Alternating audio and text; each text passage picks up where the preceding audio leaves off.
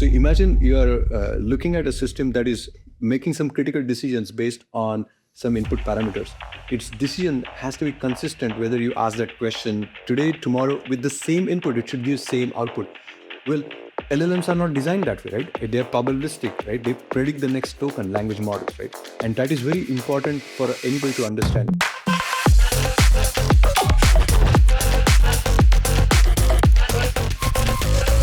Welcome to Gen AI Talks.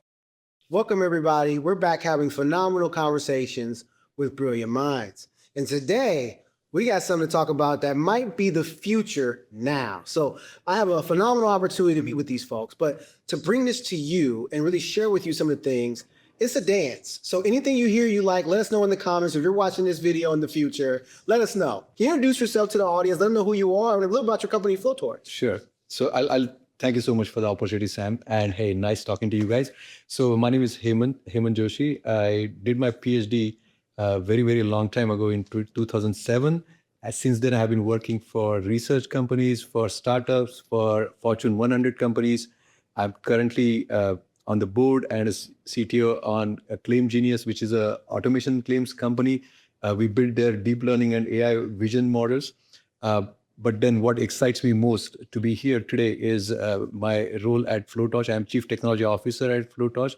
And in that role, I get to define how the Gen AI systems can be built by enterprises by still being compliant and at the same time make it easy for their developers and engineers to build it at scale. What do people misunderstand about bringing these products to life that really you think would change the game if they knew? Right. So the biggest challenge that I see kind of in terms of misunderstanding the field is some of the basics have not changed, but people seem to think that I can use a technology without knowing what the problem I'm trying to solve. Problem comes first, and then maybe technology, whether it is AI, ML, machine learning, or Gen AI, or something else, becomes part of the solution. What are like just a range of things that are kind of being grappled with to do this well? Yeah, let's look at a Gen AI life cycle within an organization. Okay, you're a big company, you're a CIO, CFO of a company, or you're a generative AI engineer, you're a data scientist who has done machine learning. Now you're looking into Gen AI. You could be a QA within an organization trying to make sure that the quality of what we build, a solution or a product, is better every single day before it goes out, right? So you could be any of these people, but the life cycle is such that you need to know what problem statement is being solved. And here is the challenge, right?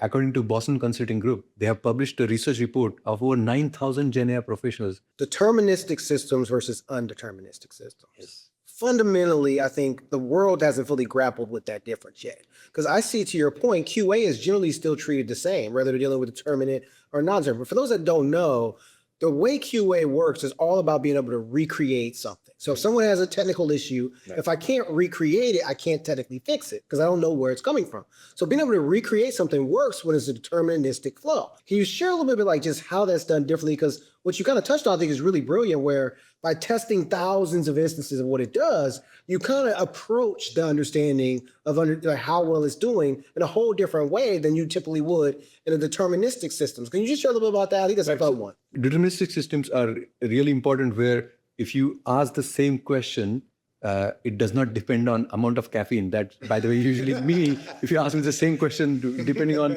how much caffeine I have had, I might give you a different answer. But the systems were predictable. So imagine you are looking at a system that is making some critical decisions based on some input parameters. Its decision has to be consistent whether you ask that question today, tomorrow, with the same input, it should give same output.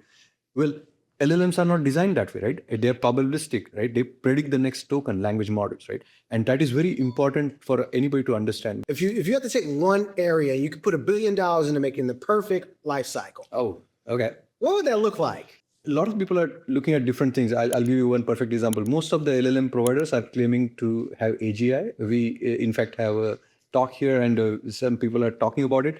But average general intelligence is like having somebody who is jack of all trades but master of none. There are more domain-specific use cases that a previous speaker was talking about that I 100% identify with, right? We are in this room right now. Imagine that your LLM is full of this knowledge. Okay, it knows everything about everything in here. But what I really care about is, let's say, this camera and everything about it, right? then that's what the domain-specific knowledge means. And that's what the LLM needs to focus on. One of the biggest challenges that I see is people trying to think that by getting a large language model, it actually will do something better because it knows everything about everything at high level. So now back to your question about billions of dollars, I would be betting on two things. Okay, one is getting smaller language models to do a better job because they hallucinate less, they will use less energy, they will be actually more deterministic to great extent because it has lesser probabilities to work with. That's my one bet I really am looking forward to. The second thing that I'm really looking forward to is self-correcting agents. What's happening is right now we are defining, so, okay, you need these 3-4 agents in your agentic workflow. What if you can actually dynamically create these agentic workflows depending on the problem statement? You want to do a certain task, let's say booking a trip to Japan for 8 days in September. You figure out all the agents that you have available at your disposal. You figure out a plan on how to do it, and then you request those agents to perform along with their MCP and tools. How can people stay in tune with FloTorch? Oh, well, the two ways to do it very easily. FloTorch.ai, very easy to remember.